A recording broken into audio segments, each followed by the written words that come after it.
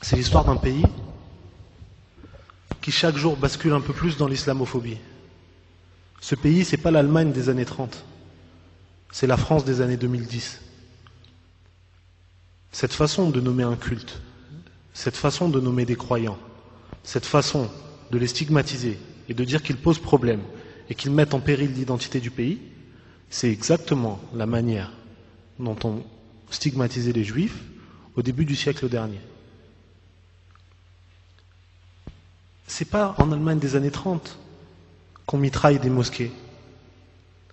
C'est pas dans l'Allemagne des années 30 qu'on dit à des enfants « tu n'iras pas au centre de loisirs parce que tu ne veux pas manger du pâté et du jambon à l'école ».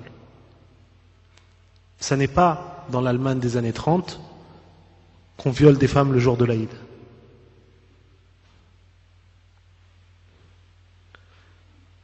Qu'est-ce que nous, musulmans, on fait pour changer ça?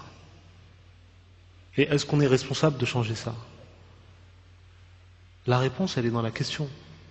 Allah subhanahu wa ta'ala, il nous dit « Vous êtes la meilleure communauté qui est surgie sur terre. » Pas la deuxième, pas une bonne communauté, la meilleure des communautés.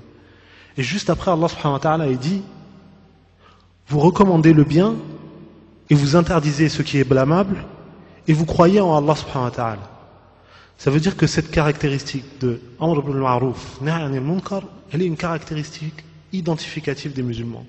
Elle nous fait sortir du rang et elle fait de nous les premiers de la classe auprès d'Allah subhanahu wa ta'ala. C'est pas une petite caractéristique. Et c'est une responsabilité. C'est une responsabilité pas que quand on s'attaque aux musulmans. C'est une responsabilité pour toutes les injustices qui frappent la terre sur laquelle Allah subhanahu wa ta'ala il nous a mis comme gérant, comme responsable de l'ordre public.